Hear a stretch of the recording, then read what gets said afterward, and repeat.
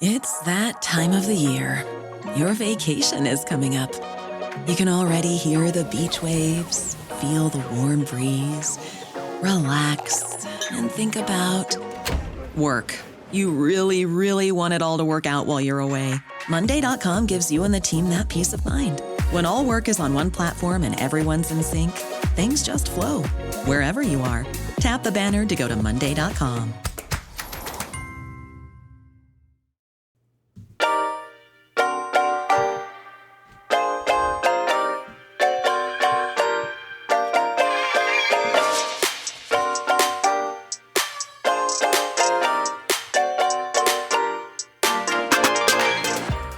Welcome to the RuPaul's Drag Race Recap Show for All-Star Season 9, Episode 12, titled Grand Finale Variety Extravaganza Part 2. My name is Joe Batanz, and I am joined, as always, by one Nina East. I don't know where that came from. How we've never thought of that before? That's what I want to know. Please, to Taylor. From the podcast Pod is my co-pilot. Please say to Mr. Taylor, the Latte Boy. Hello, Taylor. Hello, Joseph. How are you? I'm doing very well. Taylor didn't hear clip 0 because I didn't pull it. I thought I had it. I think I do have it somewhere. But it's essentially going to be Jasmine Masters saying RuPaul's Drag Race has fucked up drag. Yeah. If you want to hear again another jumbo-sized, triple XL-sized episode of Just Between Us Girls, you're going to want to go over to patreon.com/afterthoughtmedia and join at the executive tier level and above to get that content. We talked about a lot of stuff today. It was a very long episode. And what's funny is, like 10 minutes, I'm like, we'll probably just wrap it up right now. And then it went like 3 times that. Yep. More. Almost 4 times that. So Patreon.com. Because it went from me being panicked trying to come up with a topic to where we just kind of started shooting the shit and having like, I don't know what you're talking about coming up with a topic, Taylor. It's just us shooting the shit. I don't know what you're talking about with this coming up with a topic. I know. I just meant sometimes when I'm talking to you, I feel like I need to come up with a topic just to shoot the shit with you. Oh, that makes sense. Yeah. All right. So patreon.com/afterthoughtmedia. And then also remember, if you have Apple Podcasts, you can just scroll to the top and subscribe right there and get that. And also coming soon after this week, they're going to be getting the bonus episodes of the tea that currently are only available to Patreon supporters. So again, you're going to want to join to get all that content. All right, Taylor, let's jump right into this so that we can just get out of here. All right. Sounds good. By the way, the tea. Put in your podcast feed to the top. All right, this week the girls tearfully there's a new episode coming out this week. This week the girls tearfully get together one last time to put on a variety show for the judges. Nina West was named the winner of the Double Diamond vote, but it wasn't enough to put her in the top 3. In the end, Roxy Andrews and Jerry Paris Van Michaels and Miss Vanjie battled it out in a lip sync for the crown. After all was said and done, Angeria Paris Van Michaels was named the winner of All-Star Season 9. Taylor the Latte Boy, what did you think of that lip sync? And did the right queen win the title? I genuinely don't know. What do you mean you don't know? I don't know if... I feel like on one hand, yes, I can see where Angeria could have been a winner for that. I also feel like this was Roxy's season in many ways. So it just felt like kind of pulling the rug out from under Roxy. Because when you think of like the Drag Race Legends Hall of Fame, like you could see Roxy's name up there. Mm-hmm. I don't know that you necessarily would see Angeria Paris Van Michaels up there. That's me. However, if we're going on taking it all the way to the end to that lip sync, then absolutely Angeria should have won because Roxy's lip sync was subpar at best, which is not anything I ever thought I would say about a Roxy Andrews lip sync. She was phoning it in compared to Angeria and even compared to Vanjie in some ways. Mm-hmm. What say you? I'm not going to even get into the merits of what you're talking about. Not saying that it's bad. Is this show, I don't know if they're being obtuse. Oh, now I hear the thunder. That's crazy. Yeah. Guys, Taylor's really hungry, but he said blame it on thunder. He said, if you hear my stomach rumbling, just blame it on thunder. But just promise you'll say it's thunder. Yeah. With Jill St. John? Are you talking about? There was this 80s movie that I used to watch over and over as a kid. I don't know why, with Susan St. James. Is that her name? Susan St. James. Yeah. Yeah, you talked about this movie before. Yeah, I've talked to me. It was called Don't Cry, It's Only Thunder. It's not anything that a kid should be watching. Not that it's dirty. It's about like Vietnam or something, right? Isn't it? Yeah, Vietnam. Or yeah, I was like, but they showed it over and over on TV. And so I, would watch it. Yeah, just because it was on TV. Susan St. James from Kate and Alley. Yeah. Anyway, so they obtuse was what you just said. Yeah, I don't know if they are intentionally being obtuse or not, but they seem to be on a path where they just want to remove any sort of credibility the show has. And look, I've made the argument before, and I'll even say it again. This is RuPaul's world, and we simply live in it. And that's fair. That's fine. It's true. But if RuPaul wants, and this is her world, but if RuPaul wants to keep having that world, they're going to have to do something, because I feel that this, not just this season, but this finale has done some very big damage to the show. And look, you're already saying Detox now has come out and said she will never do the show now because of what they did to Roxy. And I don't think it's just because, oh, look what they did to my friend. I think it's also, look at how they treated this person who clearly deserved it, clearly should have won, clearly belongs in the Hall of Fame, and they did her dirty. And I will tell you why I think they did her dirty. Why would Detox then go put herself through that? And I would argue that any other legacy drag queen would feel the same way. Any of I think it puts any future viable or worthy all winner season in peril. It's insanity. It's insane because and it has nothing. This is taking away nothing from Angeria, right? But clearly you can see they were, now that they picked her, and I don't know if this was intentional or not, but it's putting Roxy, because I think what they're doing was, and I love an underdog story, but it goes back to that saying that Angeria was delusional in that voting thing. When the entire cast said that Angeria was delusional. And now, I didn't recognize this at the time, but they started to build a storyline. Now, in retrospect, that Angeria has won, they started to build a storyline that she was an outsider. And I thought the same thing, where they were telegraphing when they said Roxy's never lost a lip sync in like 9, in 9 lip syncs, she's never lost. So you figure, well, if it's for the crown, she's officially lost a lip sync. They were telegraphing ahead of us that she was going to lose. And you probably, if you go back and watch the show, you look at it through completely different eyes. But that's the thing is, so here's the deal: is I think had Roxy won, people would have been like, that was kind of a do nothing, accomplish nothing season. Was a point, but at least Roxy, it felt right. Roxy has a crown, right? And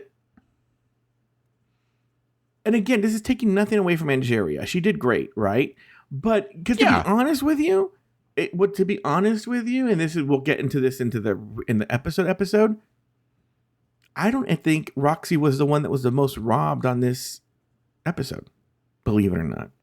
Oh, neither do I. Yeah. Let's get into this. Because you could make the argument Roxy just didn't bring that lip sync because you didn't win, right? Now in retrospect, because RuPaul just has such a fucking boner for Angeria, that it does make sense that she won, but like it's weird. All right. Oh, I'm sorry. No, what we're gonna do is we're gonna take a break. When we come back, we're gonna talk about the rest of the episode. Stick around for that.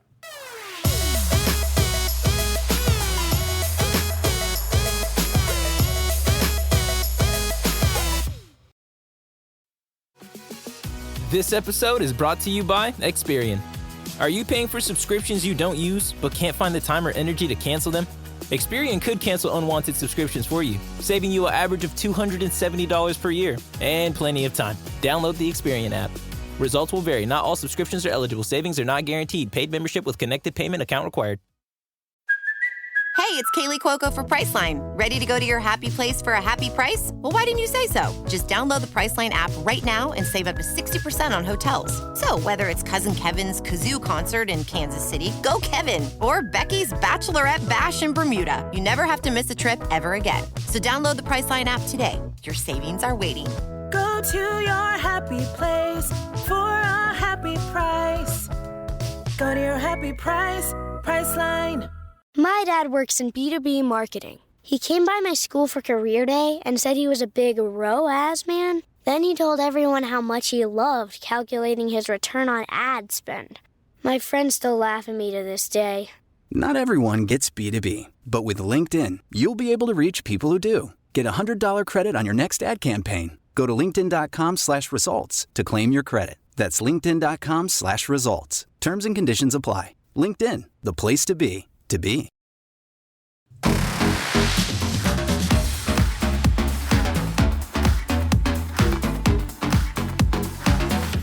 And we are back. It's finale day, and the girls enter the workroom one last time. They all share a tear as they reflect on their journey and vow to have fun. Chanel marvels at her winning streak, and Jira feels relaxed. Roxy lacks confidence in her lead, and the girls reflect on their favorite challenges and looks. Later, All-Star 6 winner Kylie Sonique Love entered the workroom to give the girls a pep talk, and All-Stars 8 winner Jimbo popped up via video to give the girls her best wishes.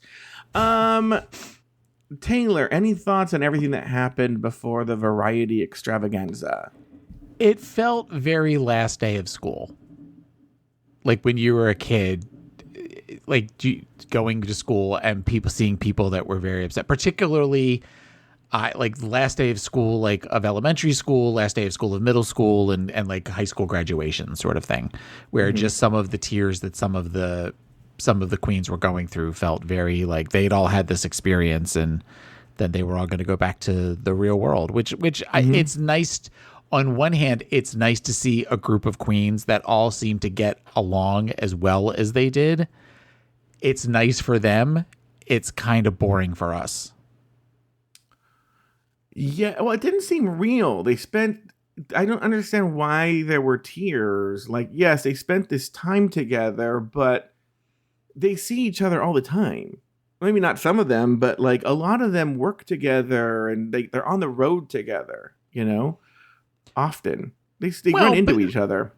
But maybe it's just the idea of having that experience together. I mean, you're never, they all see each other on various tours and stuff. But, when I was in college, we had experiences where we would my cohorts in my major, we had like a retreat that we had to go to for a weekend where they took us all out into like a cabin sort of thing. And we all had to do all of this stuff. And it was this very emotional, like draining, because we were all getting ready to graduate, but it wasn't like where we did this retreat and then graduated the next day. We all still had but I mean, I remember a lot of us were really upset and kind of talking things out. And it was just sort of this, maybe it was a similar situation for them as well. No, when I went to that Spotify retreat, we were all together for a week. It was 7 days.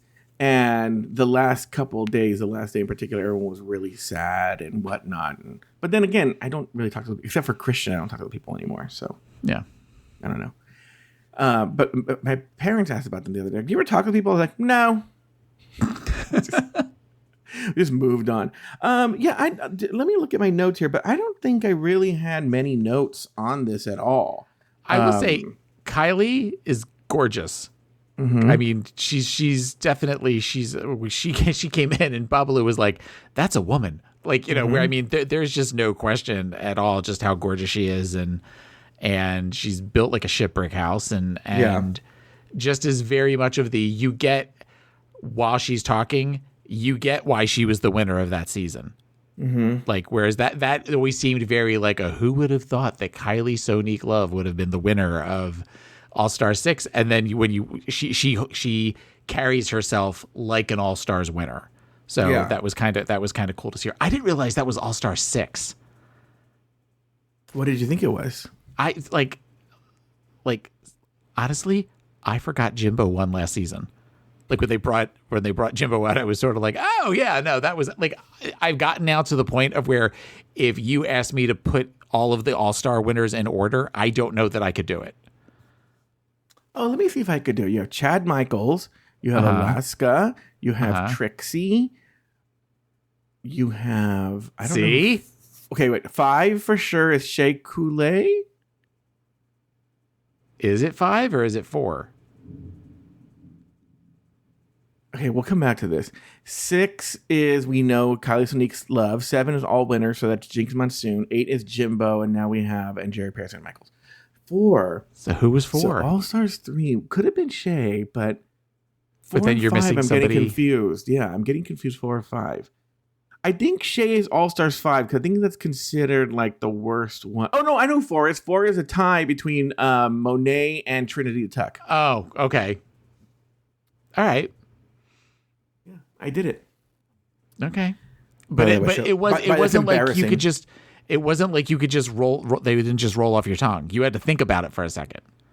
Well, that's what I'm saying. It's actually not good because I'm embarrassed. I have a top-rated show about this fucking show, and I was like missing people. Yeah, yeah. Well, anyway, I don't have any notes for this segment. I really don't have any notes until the Extravaganza, eleganza, megaganza. Well, there really wasn't anything. I mean, there was this moment, and then it went into.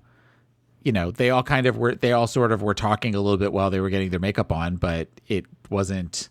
Yeah, it was very one of those. Remember that time this happened? It was a lot of that. Yeah.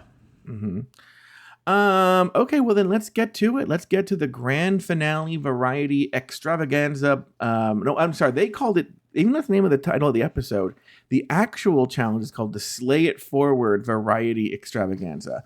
And the first one that came out was Angeria Paris Van Michaels. She did an original song called Park and Bark. Did you have any thoughts on this? It was okay. I appreciate that, and I get this kind of speaks to a bunch of the other contestants as well, that if they were doing their own original song, it wasn't just dance songs. It wasn't just songs that they could death trap to at the end. So I appreciated that this was sort of like an old, like jazzy type number. Okay. Was it worth being in one of the top 2 performers of the week? That's debatable. But I appreciate think it's not debatable because I think not. Unless you're going to argue that it is. No, I'm not arguing that it is. But I can appreciate that it's something different.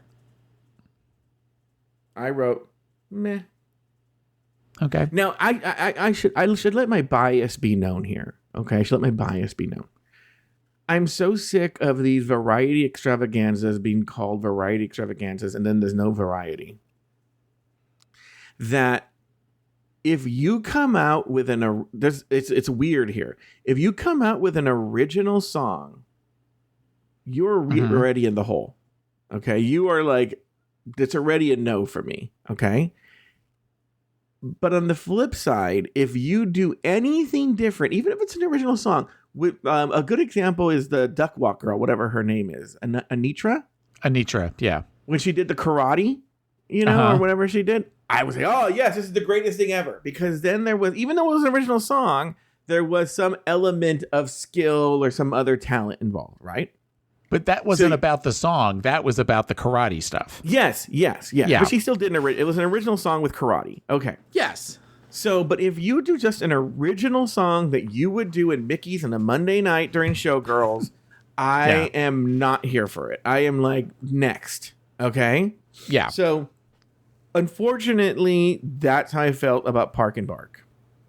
Thank you.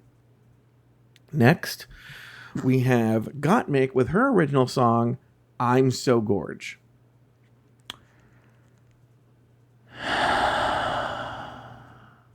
Well, I think her thing was, I play the guitar. That was her whole thing when she was talking that she, I'm going to play the guitar for everybody. Was that really guitar playing at the end? I'm telling you, for like 2 weeks in high school, I decided to try and play the guitar, and I could do just as well as she did. It was just, I mean, this is one of these where I was not impressed with this at all. I didn't think that this was great, and I know that RuPaul has a hard-on for Gottmik, and I was worried that she was going to think this was incredible, but it really wasn't. It was just kind of bleh. Meh. I didn't like it. I don't like this Gottmik, and I didn't like this number, and I'm glad she did poorly. Thank you. Next, Georges did an original song that I couldn't grasp what the name was, but she did an original song. Your thoughts on this? I mean, everybody's talking about the flip moment at the end, which was very cool. That's the thing that I remember. And they made it seem like she was going to have such a hard time, choreographing these dancers, which everybody knew she was going to be fine. But it was all about that moment at the end. It does show, I do think, though, it shows what a personality she is. Which is like, that this is really that she was in her element and she seemed to be enjoying herself while she was doing it. And she is, I mean, in that regards, it was fun to watch. But it was, it was a dance number that had a great flip at the end. It reminded me kind of, everybody talks about, speaking of old all-stars, like Aja, is she going to jump from there? That's the only part of that everybody remembers. Yeah. And this flip, I feel, is going to be go down as something else that's very similar. This is going to be the thing that everybody remembers from her performance. Again, I'm anti-original song. And I feel if you do an original song and nothing else, and I don't consider a flip something else, you can only get so high in my book. Okay. And so she did the best you can do with just doing an original song, but she has the handicap of it only being an original song. She did great. Yeah. She did great. If she did it at a club, I would be jumping out of my chair and hooping and hollering and all that stuff, right? Yeah. But in terms of the challenge, it's called. If they said, "Look, the Slay It Forward original song challenge," I'd be like, "Oh, great, she should win." But it was called variety show. If you went to a variety show and every number was a bunch of fucking drag queens lip syncing to a song about how rad they are, you would walk out after number 3. Right. Thank you. Plastique Tiara did an original song. But here's the deal. There were special effects. And yes. her titties sparkled, and she had the big thing with the pulling the cloak off her outfit, and blah blah blah blah. What did you think of Plastique Tiara's original song? Plastique's was probably my favorite because of the pyrotechnic titties and the humor at the end with the marshmallow. I thought that added a little bow to it that actually made it. Plus, I mean, talk about a gorgeous fucking drag queen. I mean, she is just so beautiful. And the thing with the sleeves at the end, again, she's playing homage to her culture, but then there's also this like crazy future techno. That was honestly probably my favorite of all of the performances was Plastique. Yes, I think she was robbed, and we'll talk more in detail about this, but she should have been one of the winners. Yes. She did an original song, but it was more than that. By the way, going back to Georges, I looked at my notes. Was she supposed to be singing that song? Because it didn't sound like her. No, it sounded very masculine. I don't know. It just didn't sound like her. All right. Next, we have Nina West. She did an original song about drag is art or drag is good or something about drag. Your thoughts on this? It was cute. again, this is something different, where you had Angeria that did the jazzy number, you had Gottmik that did the heavy metal number, and then you had this that was very Broadway. So in that regard, I appreciated it for something a little different. She did her move that I know she did in Miss Continental with the skirt, where the skirt was actually a bunch of dancers that all kind of moved away from her at one point.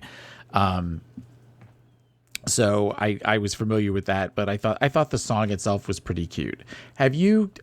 She just released it a couple of hours ago, but did you see the new Nina West video where she does the version of the song from Pirates of Penzance, the song that goes really fast, the something Major General, Modern Major General, or whatever it's called. Modern Major General. No, but I've not seen this.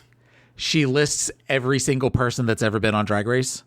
Oh, really? It is pretty impressive because she says them all super fast, and I mean the video itself is not great, but it's kind of cool to see her do that. So I mean, she is somebody that is clearly very talented. This is something that she loves, the art of drag, and she wanted to do something to celebrate that. And so in that regard, I can appreciate it. It wasn't a top 2 performance, but it was one of the better performances as far as I'm concerned. So you see this in a lot of art stuff, no matter what it is. Where comedy, you see this a lot, where you have these comedians who they'll sit there and they'll pontificate on the theory of comedy, and they'll wax philosophical about what works and what doesn't work. And then often there's a shitty comics, right? Or maybe they're okay, right? But you're like, oh my God. And you see, again, maybe with people who teach screenwriting or whatever, they'll teach you about, oh, this is the way you write a screenplay. And then they write like shitty screenplays at the end of the day, right? And I think there's a part where you're totally just talking and analyzing something. And then there's a part where you actually just do the work, okay? And Megami was like this, and Nina West is going to this territory where it's like, okay, fine, you're going to need people who do this, but is your whole shtick now that you're just very meta and you're just a drag queen who talks about drag? And that's what you do? Or are you just a drag queen who does the art of drag? Because lately, so this number, and there are a lot of things that she did like this. Again, it reminded me a lot of Megami, where everything was just self-referential about how important it is to do drag. And I'm part of me is just like, well, then why don't you fucking do drag? And so instead of singing a song to me about how drag is political and drag is this, I just want to see you do drag. Yeah. Thank you. Roxy Andrews did a burlesque original number. Any thoughts here? The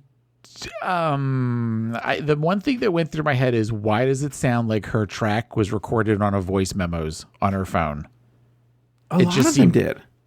But hers in particular was very muffled, where it just sounded like if, I was holding up my phone and recording lyrics into that, and then I sent it as an MP3 to World of Wonder. It was okay. It was a burlesque. I also feel like she did a burlesque before. Like, I want to see her do something different for a variety show. Yeah, it was mid for me. It was fine. It was better than what that got Mick. Yeah. Oh, yeah. No, absolutely. I mean, if I had to rank them, it would be in the upper half, or at least upper middle. But just sort of like, we've seen you do that before, and talk about a season in which she has shown like so much of what she can do. I would have rather seen something a little different. Yeah. Okay. Then Chanel came out, and I think she did an original number. No, she didn't sing anything though, right? It's just a song that was playing, right? Yeah. It was just a song. She just juggled. She juggled. Thoughts? I appreciate that it was something completely different. I think the fun part of watching Chanel was not watching the juggling, but watching the look on Chanel's face while she was juggling. Because it was very much that Vegas stage. Like, at one point, Chanel, there's a scene in, this is what I think of when I think of Chanel. There's a scene in Elvira, Mistress of the Dark. You've seen that movie before, right? Yes. Okay. You know the scene at the end when she's twirling the pasties and she's twirling them in different directions? And she kind of looks up at the screen while she's doing it, and she's got this crazy look, like this crazy smile on her face. Like that's Chanel. It's just about everything that she does. So in that regards, like I appreciate that. I love that it was something different. I love that clearly she has a skill that nobody else there has. I'm almost wondering if they didn't let her do more because of the size of the stage, whether it was a safety issue, like fire or something like that. Yeah, higher or setting things like that on fire, or doing something more with the balancing the cube on her chin, and it felt like I wanted to see more. And I feel like if she had been given more time, we would have gotten to see more. I loved it. I thought she should have been the other winner. And I haven't been the biggest Chanel fan, but she did. Like I told you, you get major points if you do something different. She did not go on there and do a fucking number about how rad she is, or anything. She went out there and she juggled. She showed variety. She was good. She should have been the winner. She didn't win because they did. That's the last thing they wanted was Chanel in that final 3. Yeah. And then finally they have Miss Vanjie. She did an original song. I saw it yesterday. I couldn't tell you a single fucking thing about this original song. There was a wind machine. I didn't understand a word she said, except in the beginning when she like made fun of Michelle, and it was just it was chaotic to me. See, this is, and as we know, Vanjie was one of the winners. Okay, this is one of those things where I believe what we saw with that final 3. Was there was a calculation made based on what they thought the fans would. Cause why? Okay, Roxy and Jiria, that makes sense. Okay, why that third person was not Plastique Tiara at the very least? I don't know. Right. But I actually think if you're being fair, I mean, I think I don't know. It's a craziness. But let's wait. Hold on. I'm sorry. I'm jumping ahead of myself. Vanjie, forgettable. I have nothing to say. Let's go to the grand finale, Eleganza. Then we'll analyze this. Grand finale, Eleganza. Taylor the Latte Boy. Your thoughts on these looks? I mean, you've got some of the prettiest looks that we've seen. I thought Nina was very pretty in her look, and they said that this is basically the prettiest she's ever been on the stage, which Babalu turned to me and went, is that a read? Yeah.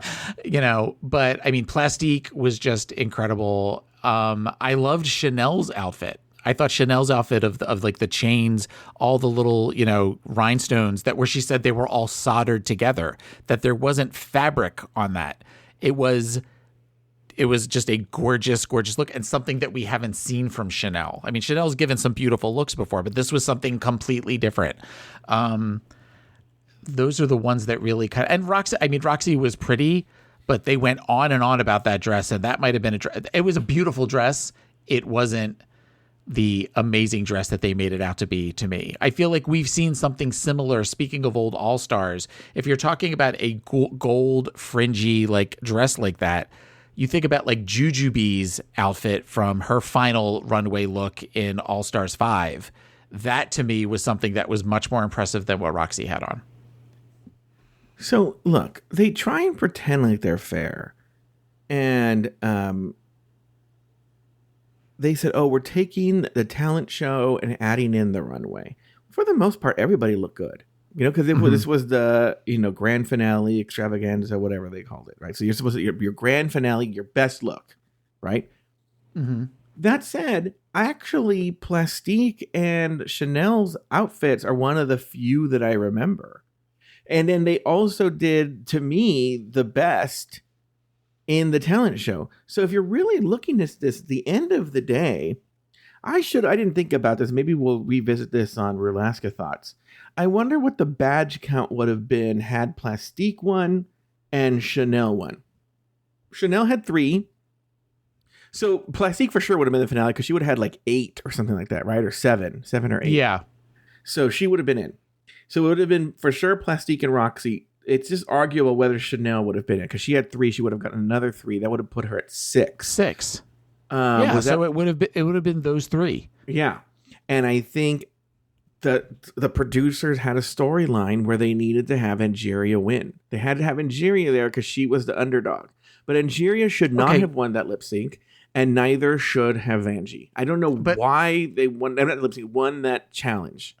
But here's the thing with that. You said that before, and I'm glad that you brought it back up again. Angeria is not the underdog of this season. If you're going for the underdog story, okay, talk about somebody who had no badges up until 2 or 3 weeks ago and then rises to be one of the top 3.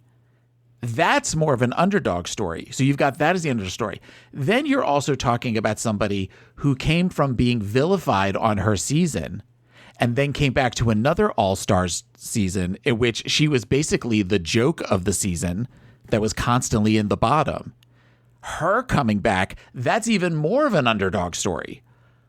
So I used the wrong term then, because I don't know what you would use. I think they were trying to find a parallel or a season that rhymed with Jinx. So, and then with Katya in All-Stars 2, because this came up again in All-Stars 2 where Alaska said, remember the last time we blah, blah, blah, blah, when they're talking about Katya. So I think they were really trying to play up this, look at Roxy bullying, even though she didn't give him much to work with, but they used what they could. Look at Roxy now bullying Angeria, and not just Roxy, everybody ganging up on this person, you know. Again, in retrospect, and hindsight is 2020. It all seems so obvious now. It wasn't obvious to me up until now when Angeria actually won the fucking thing. And don't get me wrong, she won a bunch of challenges. She did, and she rightfully won a bunch of challenges. But I feel she got this win because her feelings were hurt a few times. I would hope that's not the case. I don't necessarily get bullying. I'm not saying she did. I'm not saying she did. I know, but I mean, even trying to make that narrative, because she certainly went after other girls when she was the winner and had no problem, like she said to Gottmik the last time that she clipped her. And I'm not going to lie, part of this is for you clipping me before. Mm-hmm. Like that's not somebody who's feeling bullied or threatened. That's not something somebody would say. But to somebody who feels. I don't have the exact timestamps or episodes. There are people who remember this better than I do. But for sure, there were moments on this show where Angeria in confessionals talked about how she felt everybody was against her. Okay. I don't know that I necessarily agree with that, but I think you better. You're not back next year. Yay! Then I absolutely 100% do not agree with you. But yeah, no, it's I don't know. I don't know that I necessarily agree with that. But that's the wonderful thing about shows like this is we can agree to disagree on things. Yeah, there was something. I didn't like this movie Twisters, right? Mm-hmm. And listener Deckhead, I don't know. It's hard to tell with him because he's Scottish. But he wrote this Discord post where he was kind of disagreeing with me about something. And I got the sense that now I think because of certain things that have happened, people are now, I'm back to being like the monster who like people vanish now. I don't know if there's I'm Ganon Joe, right? And so now everyone's afraid to say anything to me. I mean, I'm that kid in the Twilight Zone who turns people into puppets or toys or jack-in-the-boxes, right? Mm-hmm. And so I don't know if he was afraid to say that he liked the movie Twister or something. I was just like, you can have a different opinion than me. Yeah. I blocked that kid. All right, on the main stage, Angeria and Vanjie were named the winners of the Variety Show Challenge, and each won 3 badges. Later, Nina West learned she won the double diamond vote, but it wasn't enough to put her over the top after the final badge count. In the end, the final 3 contestants were Roxy Andrews, Miss Vanjie, and Angeria Paris Van Michaels. Their last challenge was to duke it out in a lip-sync battle for the crown. The song? Rhythm Nation by Janet Jackson. In the end, RuPaul named Angeria Paris Van Michaels as the winner of All-Star Season 9. Taylor the Latte Boy, before I say any final thoughts on the episode, would I be correct that you yelped when it was a Rhythm Nation? Yes. Okay. I didn't yelp. I gasped. Okay. Did you get up and do the dance for Babalu? In my in my mind, I was in the video. Absolutely. Okay. Because I used to know that whole dance years ago. I'm surprised no one even tried to do it. Roxy did a half-ass kind of attempt, maybe? Yeah, Roxy kind of did, but it was, it was Have they done this song before as lip sync? No, but they did Black Cat, which is from the same album earlier this year. So, earlier this season, because it was her versus Vanjie did Black Cat. But yeah, this was an okay. You could tell going into it like, oh, Angeria is the one that's kicking ass on this lip sync. All right, Taylor, any final thoughts on this episode? Talk about, for as big of a deal as they made last week about that double diamond, what a nothing burger that turned into. Yeah, RuPaul was just like, well, at least everyone liked you. I'm like, no one saw her as a threat to go forward. That was actually more insulting. And honestly, given the small amount that she won for Trevor Project, being she wasn't going to the final three, there's nothing to say that they couldn't have said, even though you don't make it to the final three, we're going to double your money. That would have been like, what, $10,000 to Trevor Project? So who's Trevor? Because I know who Matthew Shepard is, but who's Trevor? The Trevor Project is and I was just thinking about this the other day. Trevor, there was a short film called Trevor that made it around all of the gay and lesbian film festivals back in the 90s, one of the years in the 90s. And it's about a little gay boy who is made fun of, and he's bullied by the other kids in his school because he's very feminine and stuff like that. So he attempts suicide. And it's one of these scenes in which he is taking pills one at a time to the theme from Mahogany by Diana Ross. And he's doing it in this very dramatic way where he's lip syncing while he's taking the pills. And then he tries to commit suicide. And then one of the other kids in the school is sitting with him in the hospital bed when he wakes up, or sitting next to the hospital bed, something like that. So it was just this short film that was very, there were these funny moments in it, and then it gets very serious, and then it gets where it's sort of this joyous thing. And from that, the Trevor Project, after that, you started to hear about the Trevor Project, which is all about bullying and support for LGBT kids and that sort of thing. So I for some reason, I guess because they were talking about the Trevor Project, that popped in my head that I remember having seen that at the Tampa Bay Gay and Lesbian Film Festival back in the mid to late 90s. It's probably on YouTube somewhere, or the Trevor Project's page, I would think, maybe. I wonder what happened with that kid. Any other final thoughts on the episode, Taylor? No. All right. Well, then that's going to do it for this season of RuPaul's Drag Race Recap. Be sure to join us next time as we continue to discuss, dissect, and deconstruct each brand new episode of RuPaul's Drag Race. So, for Taylor the Latte Boy and myself, sashay away until next season.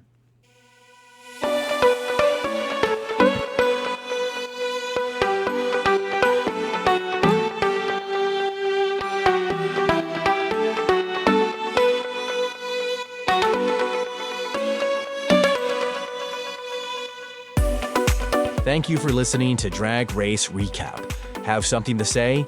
Leave us a voicemail at speakpipe.com/afterthoughtmedia. You can also email us at dragracerecap@afterthought.media. For more Drag Race and LGBTQ content, support us over at patreon.com/afterthoughtmedia. This podcast was produced by Sabrina Vadabancourt. Taylor the Latte Boy has another podcast. It's called Pod Is My Co-Pilot. You can find it wherever you get your podcasts.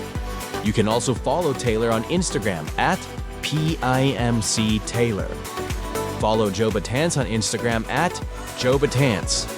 Special thanks to these expensive tier Patreon supporters: Anonymous, April Pacheco, Astute Girl, Brad Coley, Phil Skit Pony, Doofus Maximus, E. Smith, Efrain Barbosa, Emma, Flying Suki, Humble Pie, Isaac Martin, J. Thomas Plank, Kathy Zender, Lauren Eckert, Lucy Carrasco, Luke Stamen, Mary S., Matt Stewart, Mike Yeager, Nikki Baker, Mickey Pettit, Poppy Woods, We Gotta Go Edita, Robert NYC, Sarah Yu, Runner Brandon, Tom Bombs, Trabi Cosmos, and Troy Anderson. Drag Race Recap is an Afterthought Media podcast.